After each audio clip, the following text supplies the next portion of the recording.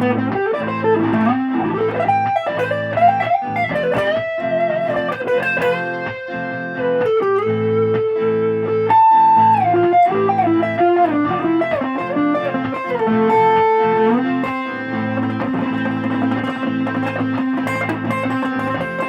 good people, how you doing? David Taub here, co-creator of NextLevelGuitar.com. Hope all is well. Hey, I have a really cool lesson for you today on different ways to connect your ideas as you're playing lead guitar, but ways that are a little bit different. You know, we're going to go outside the box a little bit. We're not going to really hang out with the pentatonic scales. We're going to do more arpeggio-based soloing, and I'm going to give you different ideas of connecting them together.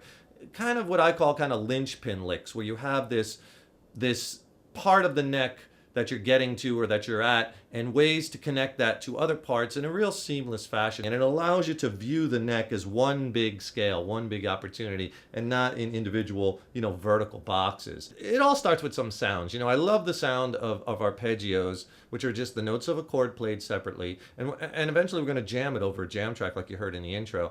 And I love the way that sound is created by those spacing out of the notes. And it all starts with that. I call these linchpin licks or keystone licks because I'm going to show you a part of the neck that we're going to go back and forth from, and it enables you to see it and expand your ideas kind of this way, horizontally across the fretboard instead of vertically, right? So you don't want to just play exercises for the exercise's sake. You want to kind of always put things in a musical situation, musical context, practice them over jam tracks. The linchpin here is this A minor triad.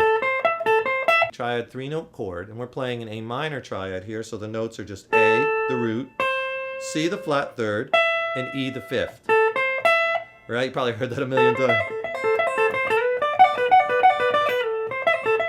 Right? You can move that around. But this connects to an arpeggio. And this minor arpeggio is how we're going to kind of connect in and out of this whole thing. Okay?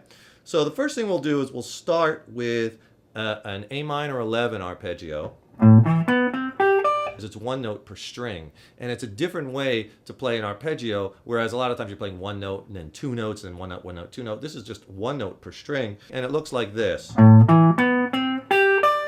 Okay? And then you want to work that and get that up to speed. And this is a minor 11 arpeggio because not only are we playing the B note, or the ninth, but we're also adding the D, which in the key of A is the fourth. So you get this sound, and it's a cool sound. Right? That's movable. First finger on the root is on A note at the 5th fret. If you wanted to play it in B, just move your first finger up a whole step to the B note and play the whole thing again. Same shape, right? Movable, G. So we're going to play that arpeggio in the key of A minor.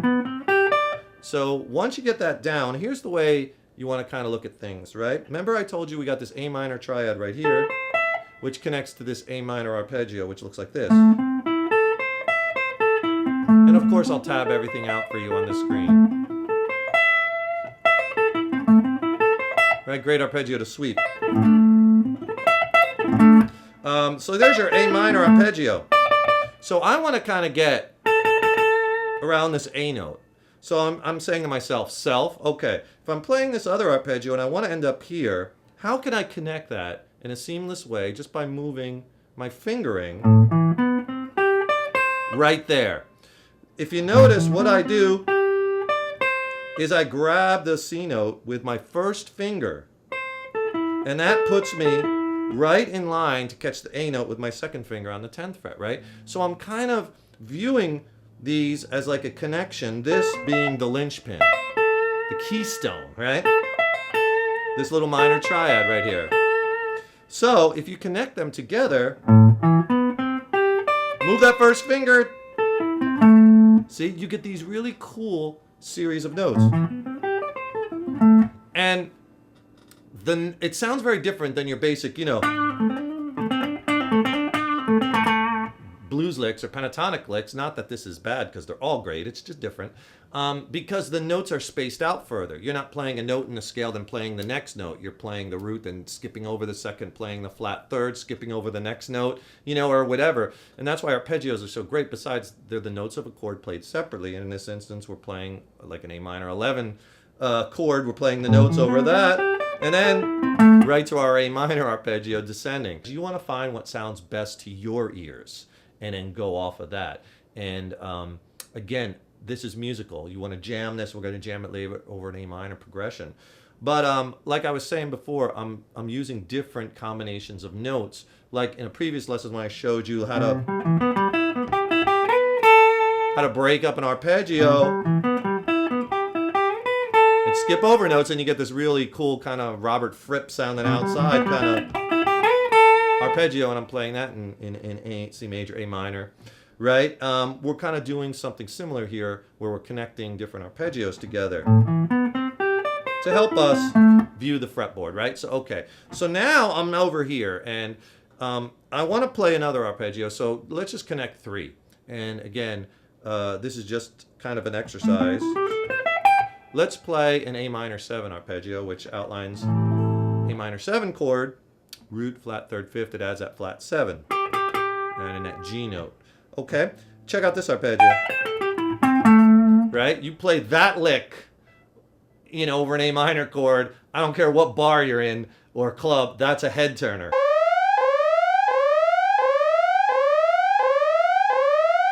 You know what I'm saying? You get in there, you play that with some attitude. Wow, that's a cool lick. I just played it descending right there. And I don't care if there's some, you know, biker in chaps with an eye patch playing pool. When he hears that lick, he's gonna be like, whoosh, what was that? Oh, that's pretty cool, right? There's certain licks that are just really head-turning licks, and that's one of them.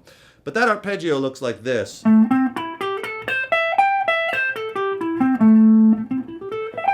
It's a really cool arpeggio, and that outlines that A minor 7. Okay, so how can I now connect my A minor to that lick kind of seamlessly? Well, one thing I like to do is slide with the pinky. When I get back to my root note, A, 12th fret on the A string, just slide that up a whole step. And we're right in position to grab that arpeggio, the minor 7, right? So if I play the minor triad into the minor, if I play the minor arpeggio, up slow.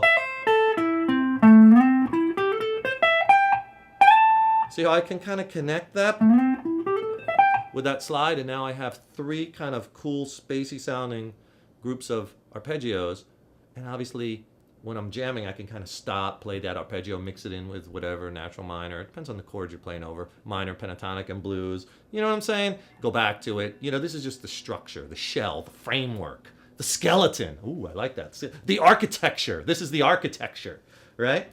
Okay, so let's put all 3 of them together. I'll do it really slow. A minor 11 arpeggio.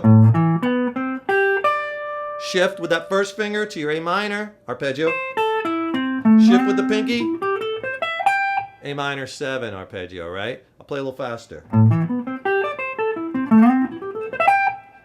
Pretty cool, right? Okay, so you want to just nice and slow work that up to speed. And then, you know, put it over a jam track and just kind of practice it. You know, get lost in that jam. It's so important. Apply this in a musical context. So we're here. And what do I want to do from there? Well, why don't we play an A natural minor lick? We're in the key of A minor. Let's just keep going with it, right? So an A minor, natural minor scale, which I've showed you in many of my lessons before.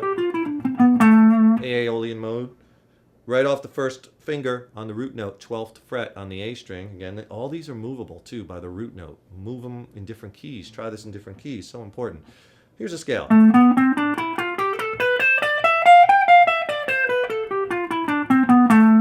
Awesome, right? And that arpeggio lives right inside that scale. All right, so maybe when we get down to the bottom of that arpeggio, do a little legato work. Just hammers and pulls. That's a great bend right there. Bending from the 15th to the 17th fret, right? And then a half step bend. Bending from the B to the C. 12th fret, B string, up a half step. Those half step bends. On the high E string, bending from the E to the F, 12th to the 13th fret. Really melodic, and then we can end it on the A note. So you get this.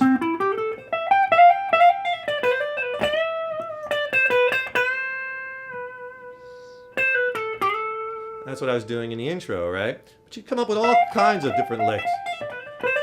Right? And oh, okay, I'll show you that little octave thing, which is kind of cool because I was doing something different with that. At the beginning, you heard me play a lick like this.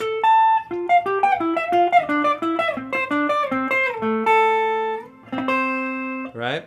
All I was doing was I was going right down the A natural minor scale. But I was doing it in octaves with my first finger and my pinky. Right? Catching those octaves, skipping the B string, just playing the G and the high E. I'll give you the frets on the first finger. 14th fret. You know, there's another one, 12th fret. 10th fret, 9, 7, 5. You're back at your root at the 2nd fret. But again, what I do is I put a twist on that. You know, it's very common, this lick. Straight descending. I don't like that. It's too commonplace, right? So I mix it up by doing this.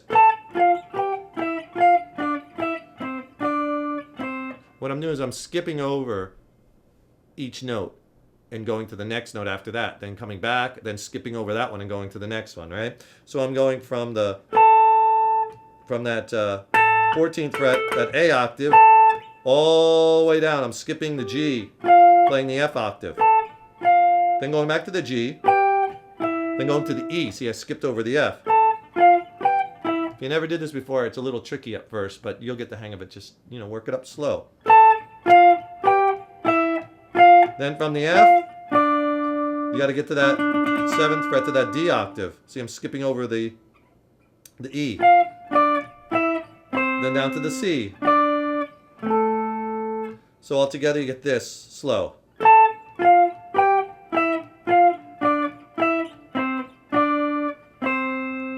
Right? Another head turning lick when you worked it up to speed.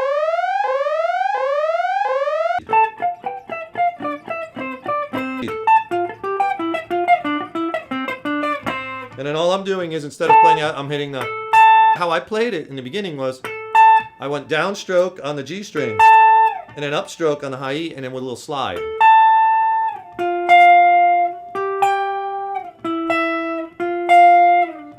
Makes it a little more interesting. I'll play the whole framework slow.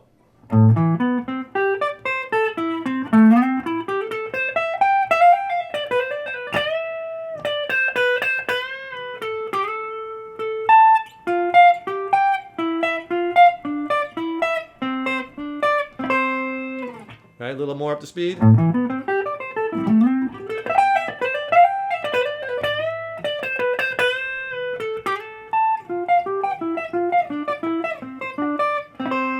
So if that seems like a lot, then just take one of the arpeggios and kind of work it into your playing. And go from there, then add the next one, then add the next one. But the big key, what I want you to think about, is this way to view the fretboard, this architecture, right? Where we're playing different things, we're kind of getting out of the pentatonics, and we're playing wider intervals, the distance between notes, we're widening that as out. We're playing bigger gaps, and it gives you different sounds. In the beginning, and we were jamming, I just made a track playing in a simple A minor chord to an F chord, right? It's like...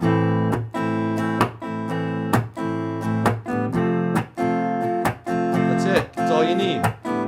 And I just loop that. Well, I have a Boss RC3, the red pedal, the loop station. Just loop it, and you got it. I'll tell you what, if you don't have any of those and you have no way of doing it, don't worry about it. What I'll do is I'll just play that progression at the outro of this video, and I'll just let it run for a while. So then you could just use the outro of this video. So you get a jam track too. How could you beat it? I'll put the jam track on, and I'll play a little bit, and I'll stop, and I'll tell you what I'm doing. F. You might want to just establish the key, start off with some simple blues licks or A minor pentatonic. Put lots of spaces in there.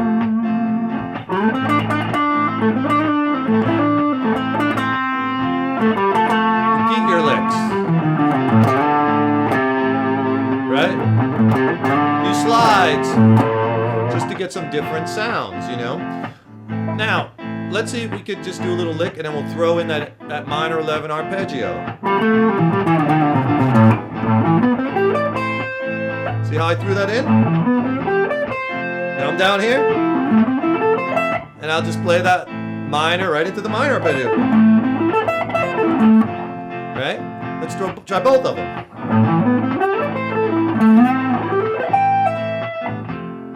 And what I did there was slid up to the minor 7. Now I'm down here. There's my legato and my half-step bends. Just get lost in that scale even. Play the head-turning lick. Right? There's our half-step bends. Here's those octaves.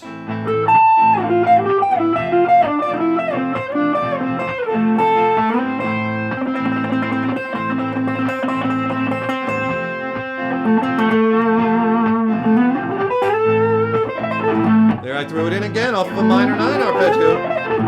See how I'm using that as that Lynch pin, connecting lick. Whether I'm playing pentatonic, Aeolian mode, natural minor, or I'm playing arpeggios, I kind of have that as my base that I can get in and out of other things with kind of seamlessly.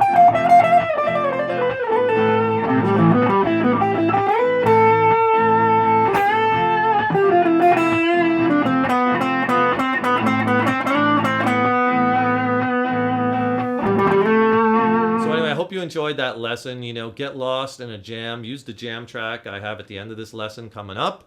If you want some, you know, really cool jam tracks that I produced in the studio with full band, they sound incredible. I'll put links to those below. Click on those, check them out. They come with ebooks, and they're great packages. The tracks sound killer. Also, if you want a free lesson that's not on YouTube, I'll put the link down there for that. I'll send you a free lesson and a free ebook. Right? So be sure and check that out. Tons of great information, scale diagrams, these scales drawn out for you so you can see them on paper. Click on that. And go to our website, nextlevelguitar.com. It's an incredible structured resource with over 1,100 video lessons, written lessons, jam tracks. It's absolutely packed. I have a 3-day free pass on the homepage, so you can try it for free for 3 days. What do you got to lose? Give it a try, right? So just go to nextlevelguitar.com. Enjoy it. I'm David Taub. Hey, check out some more of my lessons, and I'll see you again soon. Take care, get lost in the jams, develop that ear, and keep on rocking.